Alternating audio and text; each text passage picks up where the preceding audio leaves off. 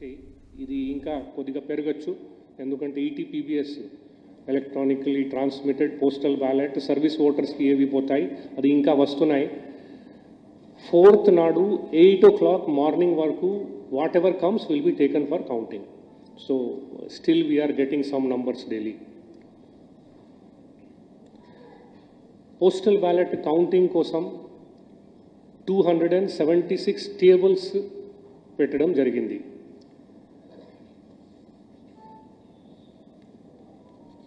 దానికి హాల్స్ నేను ఆల్రెడీ చెప్పాను ఇంతకుముందు, ప్రతి పార్లమెంట్ కాన్స్టిట్యుయెన్సీకి అట్లీస్ట్ ఒక 2 ప్లేస్లో 2 కౌంటింగ్ హాల్స్ పోస్టల్ బ్యాలెట్ కోసం ఉంటాయి. ఈ హాల్స్ లోపల టోటల్ అంతా కలిపి 276 టేబుల్స్ ఉంటాయి. ఒక్కొక్క టేబుల్ మీద ఒక్కొక్క ఏఆర్ఓ ఉంటారు. Every table postal ballot count చేసే ప్రతి టేబుల్ మీద ఒక senior officer designated by election commission ARO గారు ఉంటారు.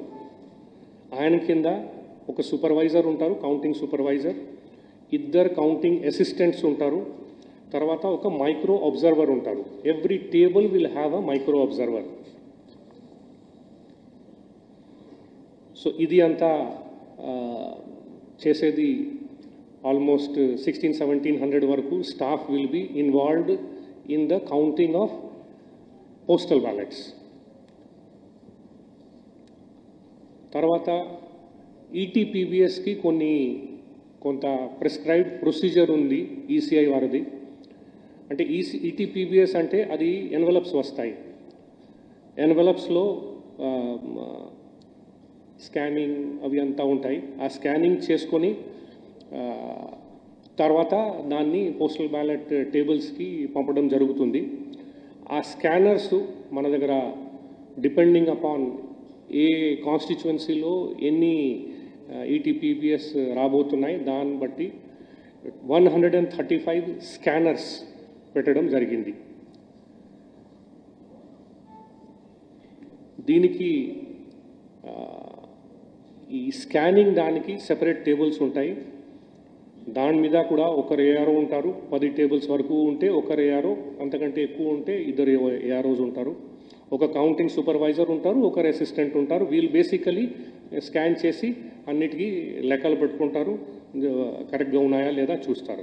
చూసిన తర్వాత ఆ బ్యాలెట్ని పోస్టల్ బ్యాలెట్ టేబుల్స్ దగ్గరికి పంపించేస్తారు.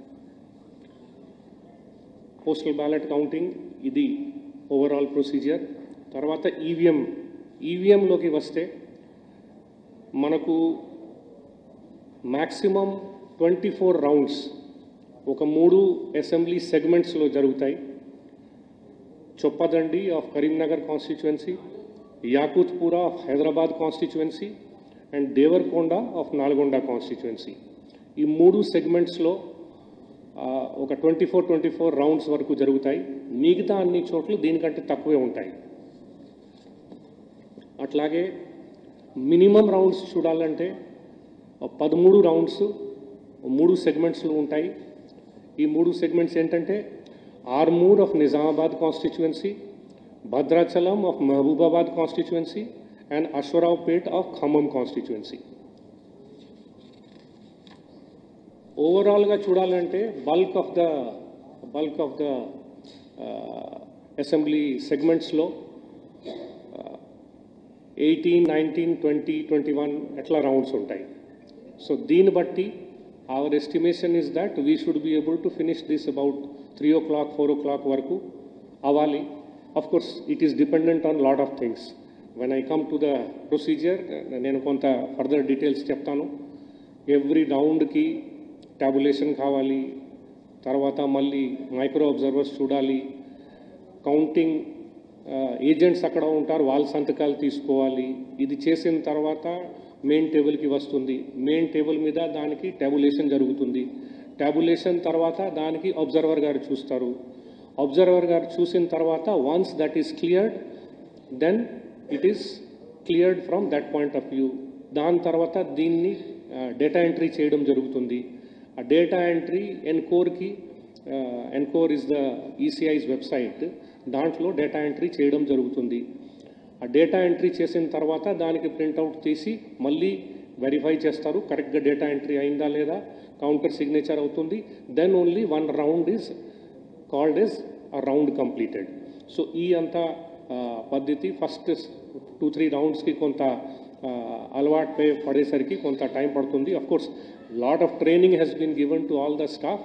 అయినా కూడా ఫస్ట్ 2-3 రౌండ్స్కి ఈవీఎంస్ రావడం, దానికి ఓపెన్ చేయడం, కౌంటింగ్ ఏజెంట్స్ని కూడా చూపించడం, వాళ్ళ సైడ్ కూడా కొన్ని క్వశ్చన్స్ ఉంటాయి, సందేహాలు ఉంటాయి, వాళ్ళకి ఎక్స్ప్లెయిన్ చేయడం, తర్వాత ఈ అంతా పద్ధతి ఫాలో చేయడం.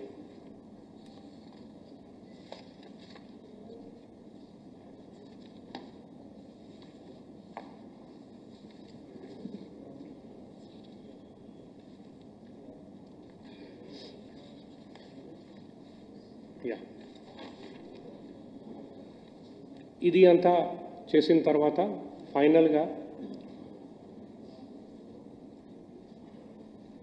ఎవ్రీ అసెంబ్లీ సెగ్మెంట్లో ఈసీఐ ఆర్డర్స్ అండ్ సుప్రీంకోర్టు వారు ఇచ్చిన ఆర్డర్స్ ప్రకారం ఈసీఐ వారు ఆర్డర్ ఇచ్చారు. దాని ప్రకారం ఎవ్రీ అసెంబ్లీ సెగ్మెంట్లో అట్ ర్యాండమ్ 5 పోలింగ్ స్టేషన్స్ని పికప్ చేసి దానికి వీవీప్యాట్ స్లిప్స్ని కౌంట్ చేయడం జరుగుతుంది. ఈ వీవీప్యాట్ స్లిప్స్ కౌంట్ చేయాలంటే వీవీప్యాట్ స్లిప్స్కి సెపరేట్ బూత్ ఉంటుంది. ఎందుకంటే స్లిప్స్ అందుకనే దానికి చుట్టూ ఈ జాలీలాగా ఉంటుంది, so that nobody can touch it. And దానికి సెపరేట్ కౌంటింగ్ ఏజెంట్స్ ఉంటారు, separate counting staff will be there. So వాళ్ళు దానికి కౌంటింగ్ చేస్తారు. ఇది జరిగేది after the entire counting is over of the EVMs. దాని తర్వాత దీన్ని లాస్ట్లో చేస్తారు. చేసిన తర్వాత ఈ 5 అట్ ర్యాండమ్లీ ఎవరు తీసుకుంటారంటే అక్కడ అబ్జర్వర్ గారు ఉంటారు, ఆరో గారు ఉంటారు, వీళ్ళు చూస్తారు. సో ఆ 5 కేసులు కౌంట్ చేసిన తర్వాత టాలీ చేస్తారు.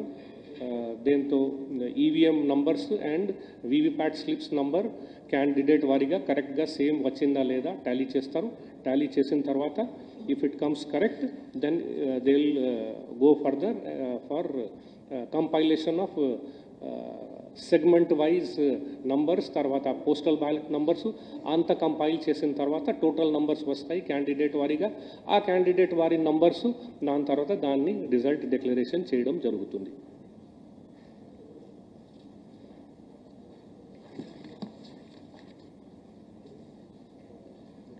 ఇప్పుడు the staff who is being allotted for the counting వాళ్ళని కూడా ర్యాండమ్గా సెలెక్ట్ చేయడం జరుగుతూ ఉంది.